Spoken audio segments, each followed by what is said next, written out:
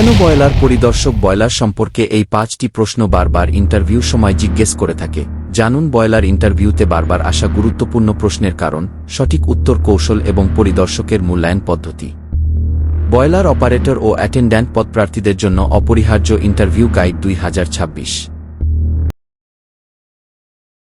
Boiler খুব দ্রুত চালু করা উচিত নয় কেন?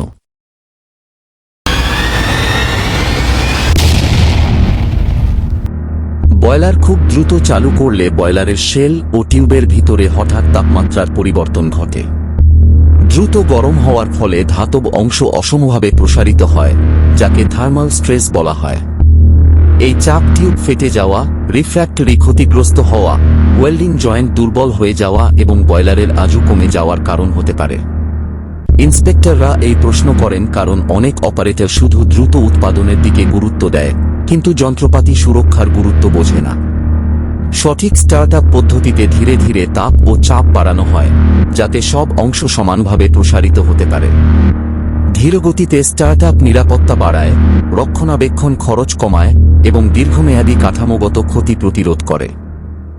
Please like, share and comment the video. বারবার বয়লার টিউব ফেলিউরের কারণ কি?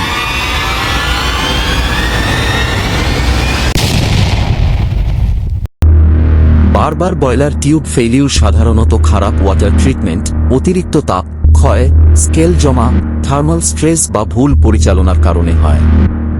স্কেল জমে গেলে তাপ পরিবহন কমে যায় এবং টিউবের ধাতব তাপমাত্রা বেড়ে যায়, ফলে টিউব দুর্বল হয়ে পড়ে।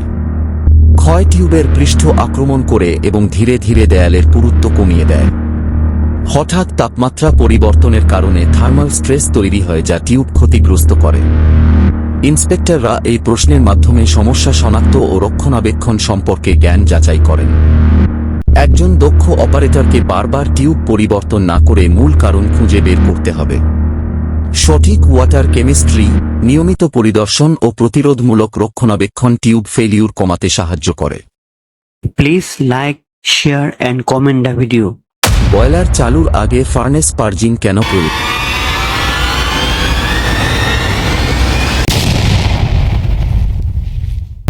ফার্নেস পার্জিং হল ইগনিশনের আগে ফার্নেসের ভেতরে থাকা অপূর্ণ দহন হওয়া গ্যাস বের করে দেওয়ার প্রক্রিয়া।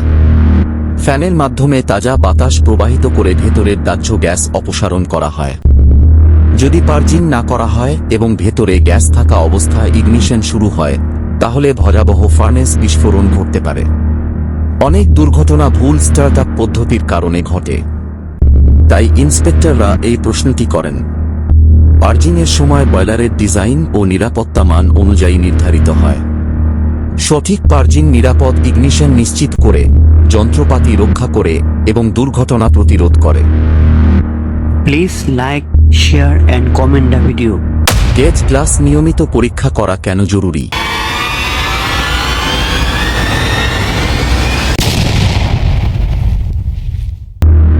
গেজ গ্লাস বয়লারের ড্রামের ভেতরের প্রকৃত পানির স্তর নির্দেশ করে।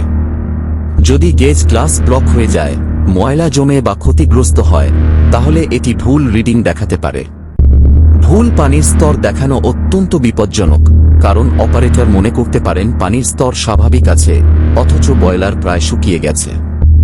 এতে অতিরিক্ত তাপ ও টিউব ফেলিউর হতে পারে।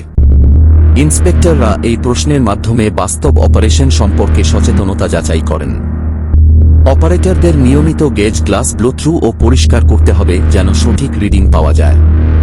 পরিষ্কার ও কার্যকর গেজ গ্লাস বজায় রাখা বয়লার নিরাপত্তার একটি অত্যন্ত গুরুত্বপূর্ণ অংশ। Please like, share and comment the video. Safety valve সঠিকভাবে কাজ না করলে কি হয়?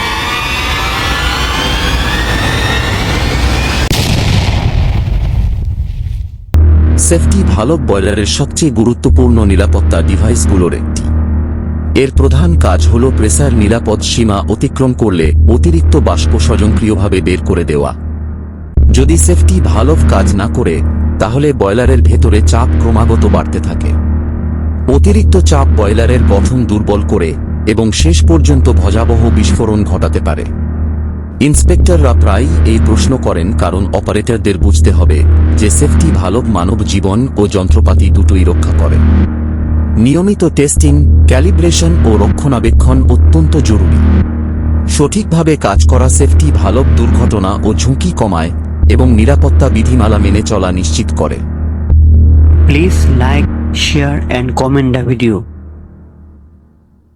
If this video helps to you, please like, share and comment the video. Also, don't forget to subscribe the channel for update new video notification. Till then, bye. Wait for our next video.